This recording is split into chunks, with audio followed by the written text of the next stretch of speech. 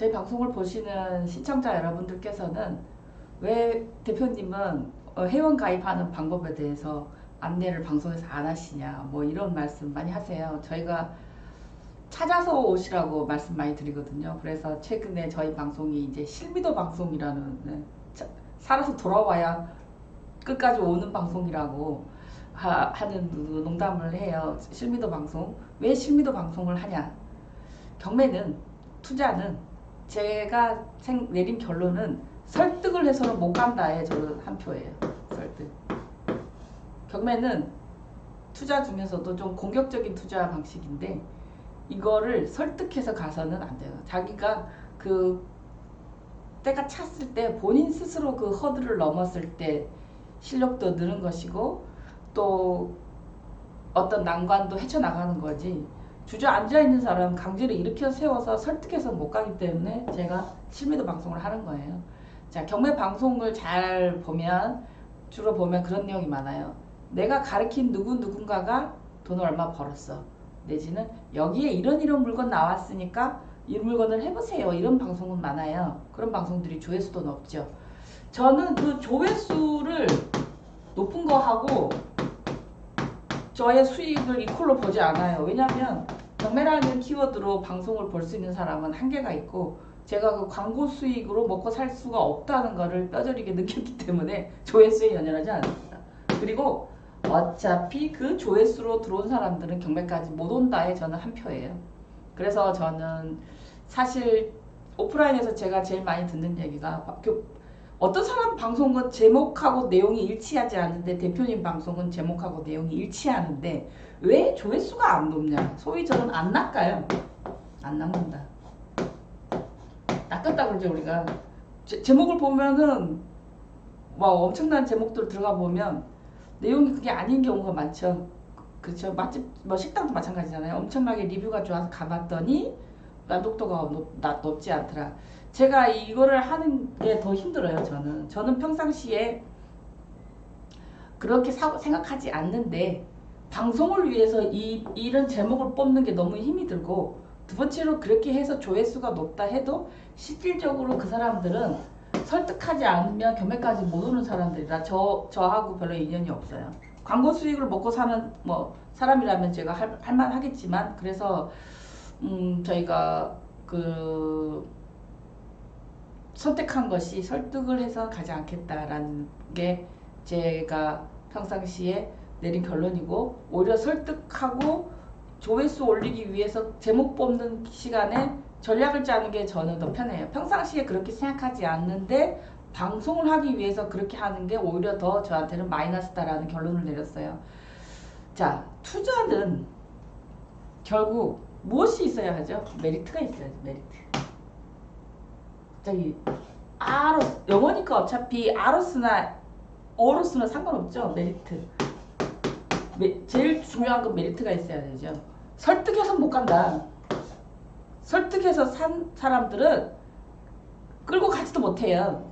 또 다른 사람들한테 설득당하거나 자기의 힘으로 온 것이 아니기 때문에 메리트를 느껴야 된다. 우리 방송도 메리트를 느껴야 된다라고 저는 생각하고 메리트 중에 메리트는 인센티브 메리트죠. 너가 무엇을 더 했을 때 너가 더 가져갈 수 있어. 인센티브 메리트 말하는 그 경제학의 기본이죠. 예. 인센티브 메리트. 저희는 그 메리트를 느끼시는 분은 저희 방송을 보시라는 거죠.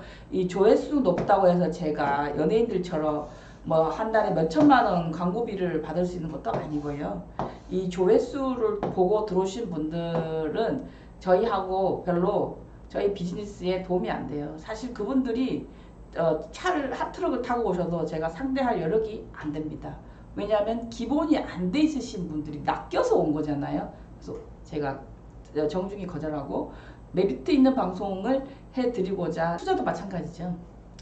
국가가 나서서 통제하고 지역을 정해주고 대출을 옥죄한다고 해도 결국 메리트 있는 물건이 오르는 거죠. 어떤 물건에 메리트가 있는지 이제 답이 나왔는데 문제는 자본이 부족한 거죠. 근데 이거는 어떻게 보면 제가 말하자면 콱 눌렀어요. 사람들이 어느 방향으로 튀었을 때 제도권에서 컨트롤할 수 없는 방향으로 튀어버리면 여기서 세금을 못 거둘 확률이 높아요. 자, 양도세를 중과하고 취등록 아니 저기 보유세를 올리고 이번에 임대사업자가 많이 신고하면서 임대사업자들이 자기의 전월세 현황을 보고했어요. 그래서 전세 준 사람들 그래서 증여세를 또 걷었어요. 지금 모두가 이 증세에 못 걷던 뭐냐면 제도권 안에 안 들어있던 것들이 제도권 안에 임대사업자들이 보고를 해주면서 거기에 고액 전세에 따른 증여세가 새로운 과세의 기준이 됐어요. 자, 세금을 많이 받아낼 수 있는 장이 마련됐고 이거에 대해서 이의를 다한 사람들이 없었어요. 사람들한테 지지를 받으면서 이 세금이 지금 걷어지고 있죠. 자, 그러면 여기서 NPL을 한번 가볼까요? NPL이 왜 그렇게까지 폭발적으로 사람들한테 메리트가 있었냐? 메리트죠, 메리트. 지금 오늘 방송 제가 메리트에 대해서 자, 어떤 물건이 경매가 들어갔어요. 거기에 채권자가 경매 진행 중에 바뀌는 거죠. 변경되는 거죠. 손바뀜, 한 번에 손바뀜. 채권자가 이 물건이 높게 낙찰되면 배당을 받아요. 수익이 발생했죠. 그런데 세금을 매길 수 없는 거죠. 왜냐? 채권자의 이동은 소유권의 이동이 아니죠. 채권자가 바뀌는 거죠. 경매 중간에 일반 매매였다면 이게 미등기 전매에 해당합니다. 소유권이 뭐죠? 뭐라고 하죠? 중간에 바뀌면. 근데 이거는 채권은 뭐죠? 해소할 수 있는 권리, 소유권이 아니죠. 돈을 받을 수 있는 권리를 넘긴 거죠. 그렇기 때문에 여기에 대해서 취등록세를 매기지 못해요. 자, 그 다음에 이 사람이 요 경매 진행하는 동안 법에서 허용하는 한도의 연체 이자를 받아낼 수 있죠.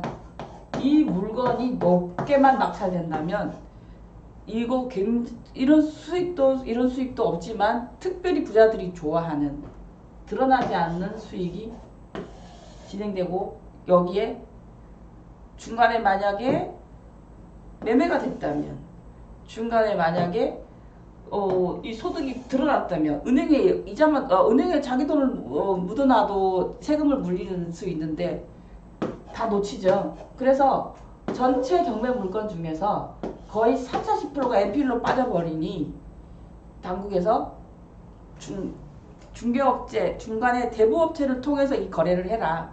이 구간에 과세를 할 수 있는, 들여다볼 수 있는 기준이 없잖아요. 이거를 과세하기 위해서 세무공무원들이 이 민사를 뒤진다는 거는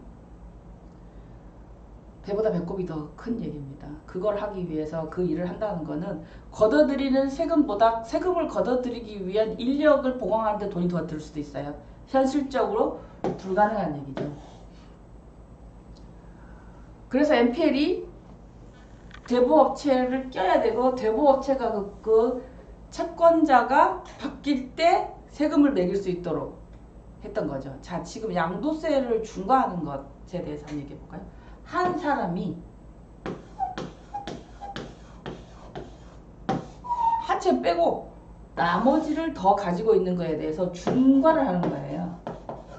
자, 이 사람이 각각 갖고 있었다면 1인이 갖고 있었다면 중과하지 못할 세금을 한 사람이 많이 갖고 있기 때문에 중하게 매기겠다. 세율을. 그게 중과잖아요. 자, 거래가 있는 곳에 세금이 발생합니다.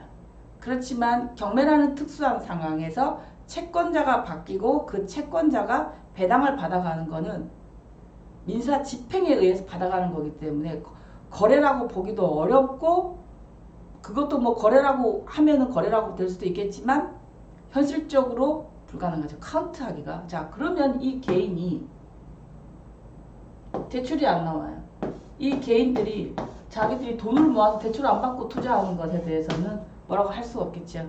자, 이 개인이 각각의 부동산을 소유함에 따라 내야 되는 중과세와 보유세를 이 개인이 돈을 모아서 어떤 부동산 투자 법인에게 돈을 주고 법인이 사업을 하는 것에 대해서는 개인한테 물릴 수 있는 세금을 물릴 수 없겠죠. 자, 여기서 이 규제가 강화되면서 어떤 발빠른 사람들이 어떤 이런 행동을 해버리면 아마 한참 후에 세금이 과세되겠죠. 데이터가 나왔을 때. 근데 세금은 어떤 이익이 이 발생한 곳에 매길 수 있는 게 세금인데 우리가 무궁화 꽃이 피었습니다를 한번 생각해 볼까요? 자, 봤더니 얘가 움직였어. 그러면은 아웃이잖아요. 근데 봤더니 나만 봐도 너 움직일 것 같아.